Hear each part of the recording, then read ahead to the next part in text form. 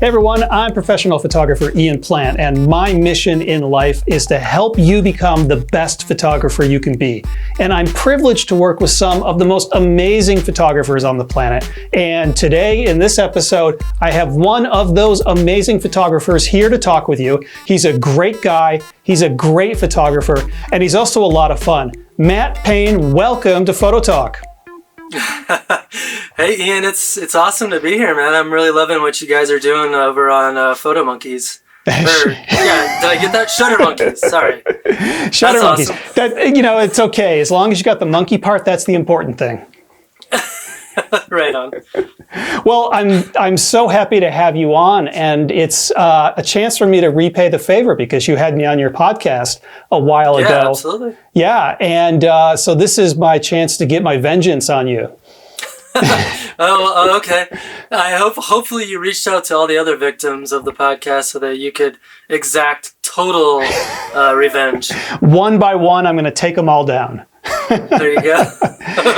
And I got to start off by saying that you've almost got like the coolest name that any man could ever want to have. Matt Payne is a fantastic name. It would only be better if your first name was Max. I know. Yeah. That would be cool. And people, I think, either mess it up on purpose or just give me a hard time, but I get called that actually every once in a while. I can imagine it being a great name if you were a pro wrestler or, maybe like a cop in like one of those, vigilante cop movies. I'm Max Payne. Yeah. That would be awesome.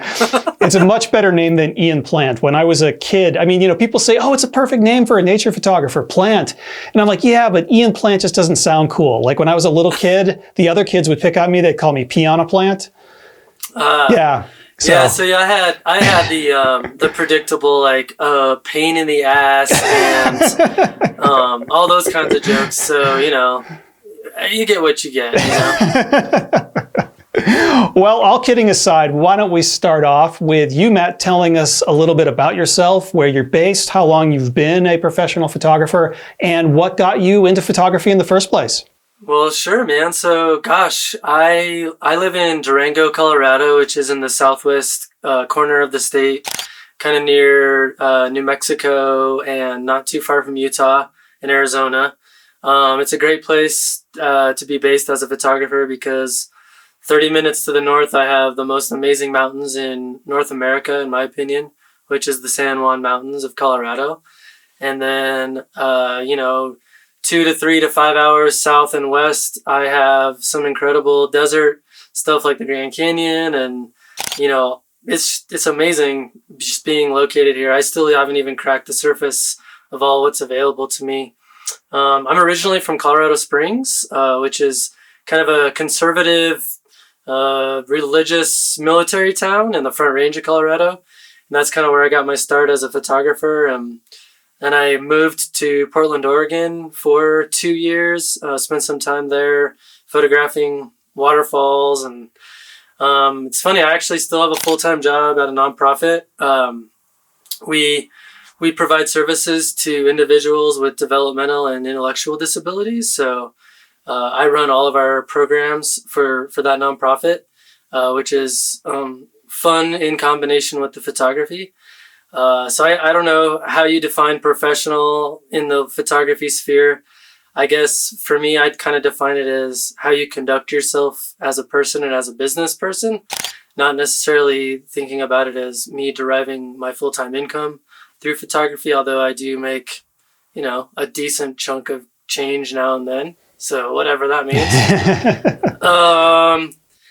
That's kind of an interesting conversation in itself because I have the freedom to kind of do whatever I want as a photographer. But I'm also tied down to a full-time job. So it's kind of, I'm pretty thankful for it right now with everything that's happening with COVID-19. Having a stable income is actually pretty nice. But let's see here. I've been doing photography for about a decade now. I started out wanting to use it as a way to just document my mountain climbs. So back in 2007, I decided I was going to kind of renew my quest from my childhood to climb the highest 100 mountains in Colorado. And at that point, I had done about 20. And then in 2012, I finished all the 14ers. And then, 2018, I did finish the highest 100. So that's how I got my start in photography, was just documenting my mountain climbs, kind of like on a blog that I created. And then from there, it just kind of got more and more crazy. Like, I wanted to, stay on top of my photography, learn more and more as I could. And it just became more of an addiction than anything else. So that's kind of been my journey as a photographer. Well, I've got some serious man envy right now. Not only do you have this awesome name, but you've got like this ability to go do these massive climbs. And, I'm thinking that, 20 years ago, I was like that. I was out there, hiking all these huge mountains. Of course, I wasn't living in Colorado. I was in upstate New York when I was younger. Right. So I was proud because I did the Adirondack 46, climbed the 46 highest peaks in the Adirondack Mountains. But, those are a little bit smaller than Colorado, so not nearly as impressive. And, what you said earlier about being professional versus unprofessional, I definitely think it's a state of mind. For example, I derive all my income from my photography, but anyone who spends any time with me knows that I'm a very unprofessional photographer. So, yeah. Right. I was going to say, if you look at my photos, you probably wouldn't think I was a professional photographer. I beg to differ. I was fooled by your photos. I thought, wow, this guy is doing this full time. I mean, it's an amazing body of work. And let's talk about that for a moment. It seems to me that you have got a real strong focus on landscape photography. You've done some night work as well. And you are obviously getting around and traveling some places. What are some of your favorite places to go photograph other than the home area? Like when you go farther afield, where do you like to go? Yeah, well, it's funny because I've never, I've worked in nonprofits pretty much my whole career, so I've never really had a lot of expendable income. So traveling has never been something that I've been able to do a lot of. In fact, the first time I traveled as a photographer out of the country was 2017, which was to Iceland. And that was amazing. Of course, I spent a week in Iceland and got to experience that and really enjoyed that. Lately, I've been really enjoying spending time in the desert Southwest. I know a lot of people love to photograph that area, but I think there's a good reason for that. It's beautiful. You go to places like White Pocket, and I feel like you could spend like a week there in like 1 mile radius and never be bored of what you could come up with compositionally. And so I've been really enjoying that. And then I haven't been back since I lived in Oregon, but I did love photographing and exploring the rainforests and the waterfalls and things like that. But, most of my time I'm spending here in the United States. I haven't spent hardly any time outside of the States at all. Well, I think your situation is probably pretty similar to a lot of the people who will be watching this video, because a lot of people have full-time jobs and they struggle to find time for their photography. And, you've obviously been successful at finding a way to balance your professional life with your passion. So how do you do that? Like, what's your advice for people? How is it that you find the time to get out and make the photos that you want to make? Yeah, I think it's an interesting combination of a couple of things that I've tried to embed into my thinking. The first thing is, definitely plan ahead, try to schedule time into your calendar in the future.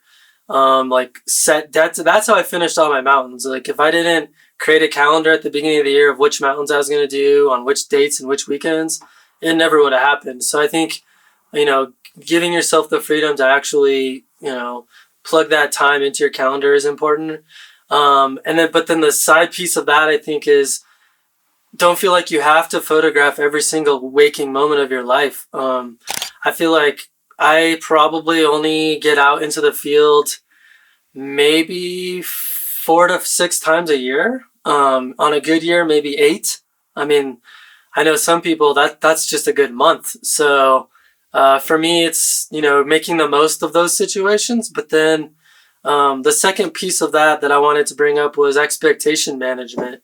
I think, especially if you don't have every day, all day to photograph, if you don't manage your expectations, you're going to get disappointed a lot. And you're also going to get tunnel vision in terms of what you get out and photograph. I definitely suffered from that, probably from 2013 to 16, I focused heavily on photographing iconic locations that I saw other people photographing. And, I'd hike these trails and try to get to these places that, had the epic grand scenic photograph. And I'm sure I passed over hundreds, if not thousands, of smaller scenes that probably would have been just as good to photograph and would have required a lot more creativity and probably stretched me as a creative and as a photographer. So I think managing your expectations is a great way to keep yourself going and to just be open to the possibilities that you find in nature. Well, let's talk about that a little bit more. This seems to be a theme that comes up a lot when I'm talking with other photographers, the struggle to produce work that's original. I mean, I think we all kind of start off, the natural evolution is that we start off by, as one of my friends puts it, comp stomping, stomping through everyone else's compositions, copying the shots that we like. And at some point you start breaking free from that. And, I wonder for you, is it something that you've made a conscious choice to do? Do you actually go out there now and try to just do your own thing? Are you still sort of in between? Are you still maybe, going out and trying to get, quote unquote, the shot in a few places that you've seen someone else successfully do? What's your philosophy on that?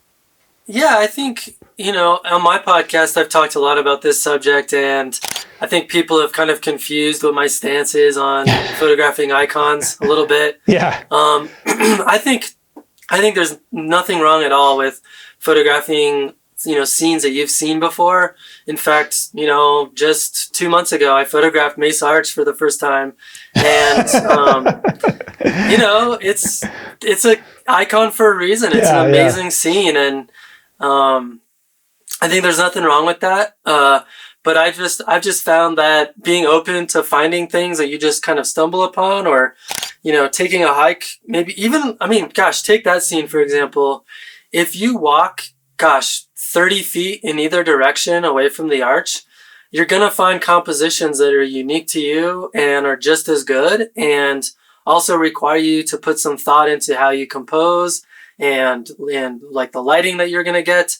So I've just found that approach to doing a little bit of both is pretty healthy, because at the end of the day, you're going to probably come home with more images that you like and more images that you feel are kind of your represent you personally and your vision as a photographer.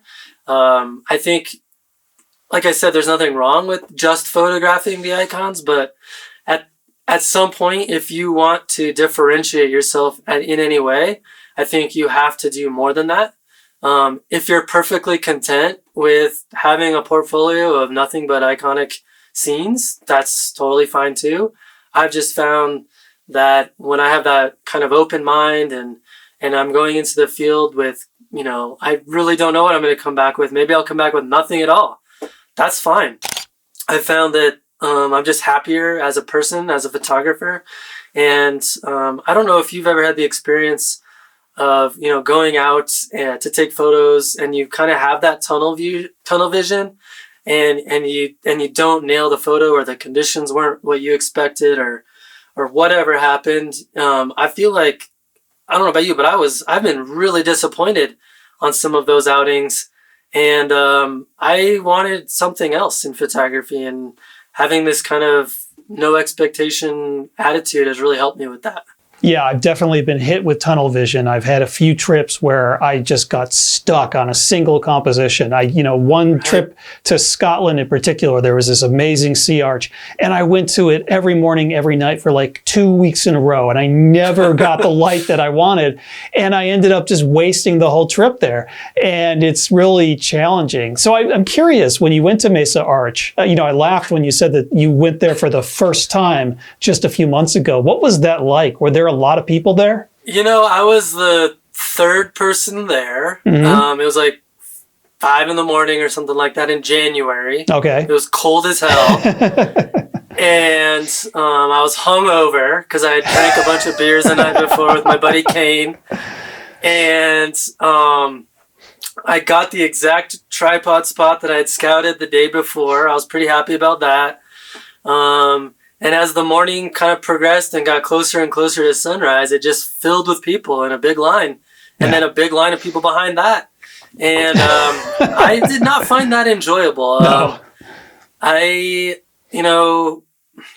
would have loved to have been there by myself to be, move my tripod, try a different composition, get that one photo that I liked, but then maybe move around a little bit. But I felt like I was kind of stuck and trapped, and I don't know. That's just not why I go into nature to take photos. So it didn't meet the criteria of why I go out to take photos, but the end result was still nice. I got a nice photograph, but it didn't tick the boxes as to, why I'm doing this in the first place. Yeah, I mean, that to me, like personally, is why I avoid icons more than anything else, is that there's going to be people there and you don't have the freedom or the flexibility to go and do what you want. And, certainly I've been to Mesa Arch, though it was many years ago. And even, many years ago, it was still ridiculously popular. I think it's probably worse now.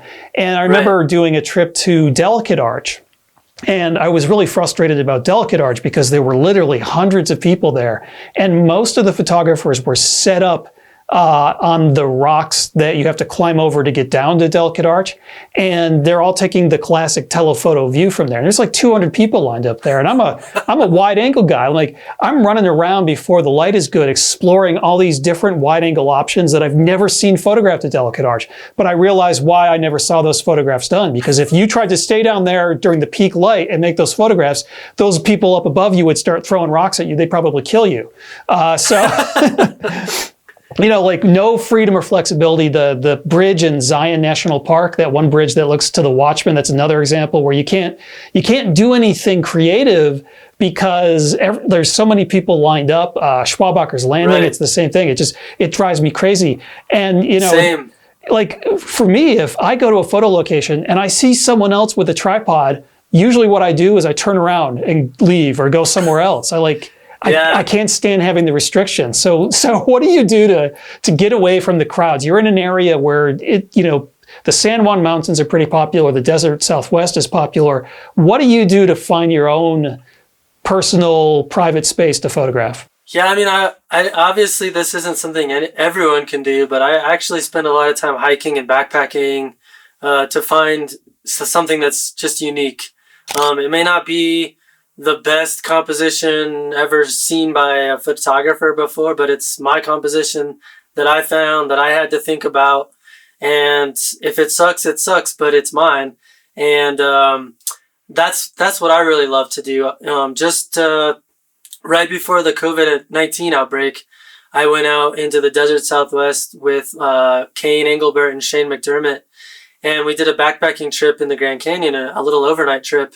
And to just like a kind of a random spot on the rim that kind of takes like 4 miles to get to, and it's kind of a hard hike to get up there. And I've never seen a photo from there before, ever. So does it make it the best Grand Canyon photo ever? Probably not, but it was awesome discovering that place for the first time. That's what I love is. I purposely now don't look, I try not to look up locations and ideas before I go to a place because I like to just show up and see what I can find. And sometimes that means you come away with less keepers. You have less photos that are as good. And maybe you didn't maximize your chances of, you're maximizing your time in the field. But I find that, man, the 1 or 2 times and over a course of 4 or 5 days that you do get a great shot, that's different than anyone else. There's really nothing else like that I can, in the landscape world, that for me, there's nothing like it.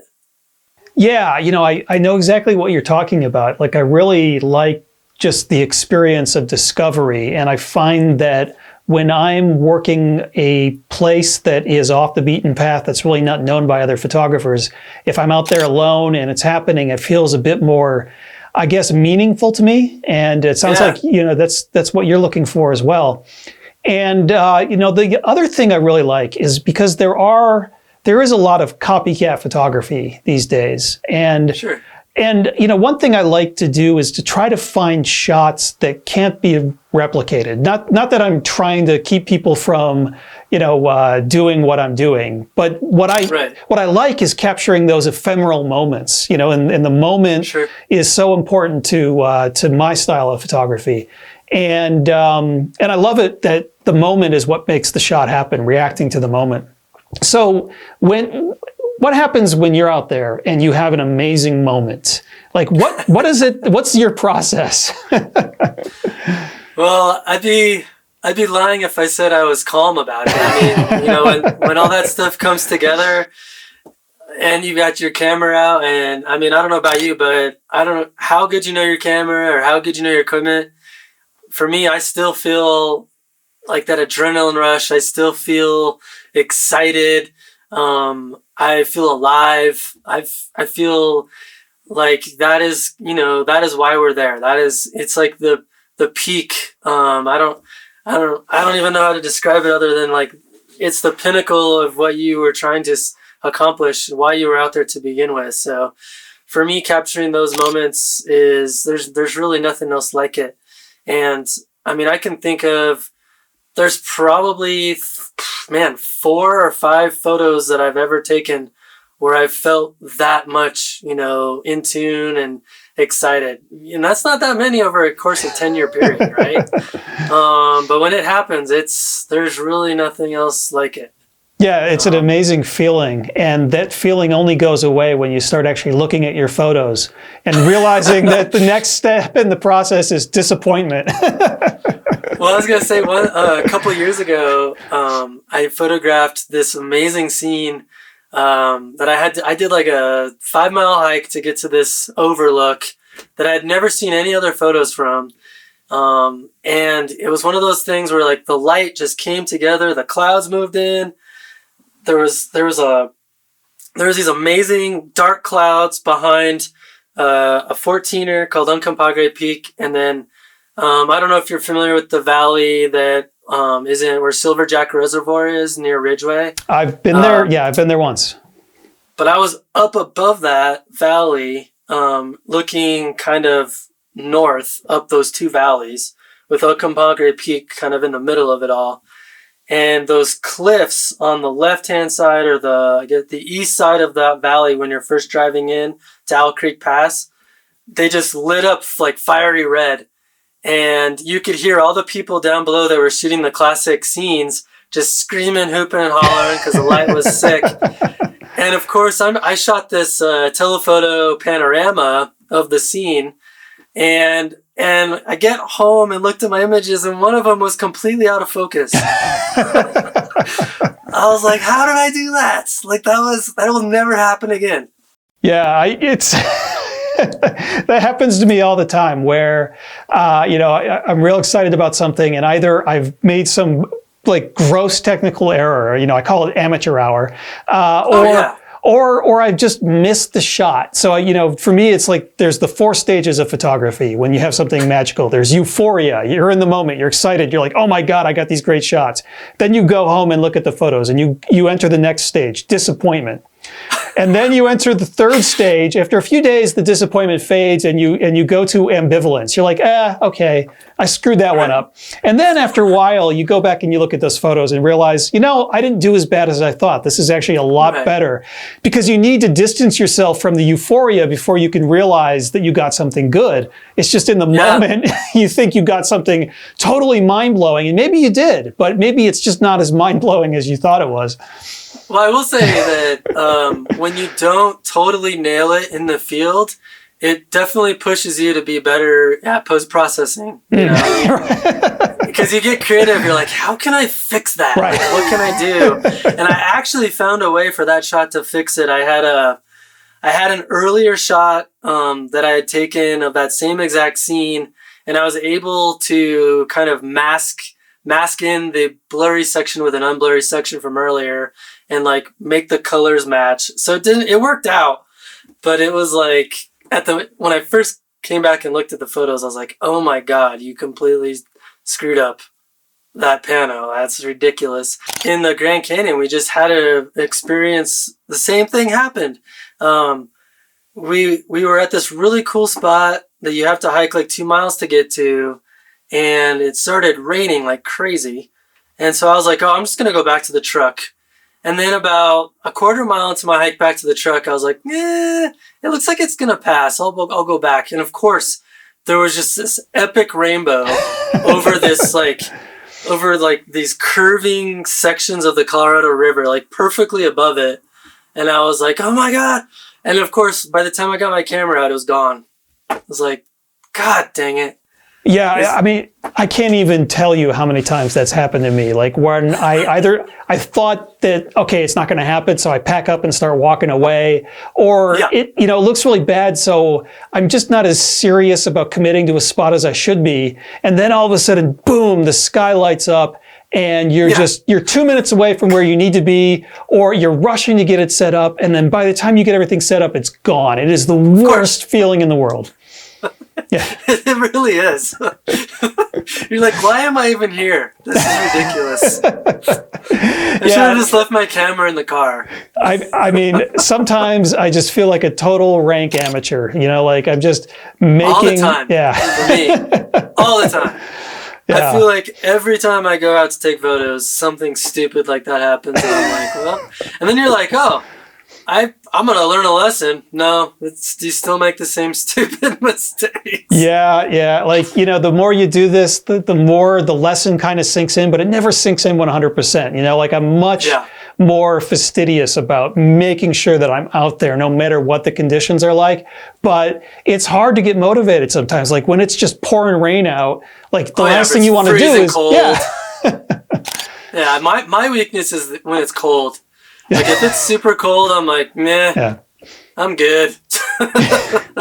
My kryptonite is long days and short nights. So like, if I'm burning the candle on both ends, like getting maybe 4 hours of sleep in the middle, in the morning, I'm so tempted just to stay in bed. Like I start bargaining with myself. I'll look out the window, or if I'm in a tent, I'll look out the tent and I'll be like, it doesn't look like it's going to be good. I think it's going to be bad. I think I'll just stay in for another 5 minutes. And you keep bargaining with yourself until you realize, oh my God, it's happening. And I'm trying to get out of the tent and get out of the sleeping bag and rush out to get a shot. And by then it's too late. So yeah, it's tough, man. A couple of years, 2 years ago, the year that I finished climbing the highest 100 mountains in Colorado, I think it was my next to last mountain, so number 99.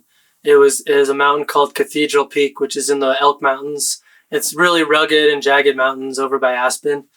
And I backpacked into Cathedral Lake, and it wasn't too bad. It was maybe like 4 mile hike, something like that. And I set up my tent, and then I went down to the lake and I photographed sunset at the lake. And it also happened to be the exact weekend that the Perseid meteor shower was happening. So I was like, well, I'm gonna stay out and photograph the Perseids. So I did that for a while, and then I was like, maybe I should, get some sleep. So I think I went to sleep for like 2 hours, got up, and then I climbed to the very top of Cathedral in the dark by myself and photographed sunrise from the top of Cathedral. And I think I got 2 hours, like I said, 2-3 hours sleep. And I photographed sunset, Perseid meteor shower, and sunrise. And then I hiked all the way back to my truck and drove home. Wow. It was just stupid. Oh, man. Well, you ended that one on a high note. It's like, all right, thank you. I'm I'm done. Goodbye. Yeah. I was like, I'm done. See you later. Well, that sounds like a good point for us to end on a high note. Matt, this has been a fantastic conversation, and I wish we could go on longer. I'm just going to have you back on the program. Thank you so much for joining us. Cool, man. Thanks for having me. It's been really fun talking to you. All right. We'll talk to you later, man. Bye-bye. Sounds good. Landscape photography isn't just about taking pictures of beautiful scenery. It's about telling the story of the landscape, and it's about telling your story as an artist. I'm professional photographer Ian Plant, and my courses are designed to give you the technical skills that you need to succeed and to help develop your own personal creative vision. So, are you ready to share your story with the world?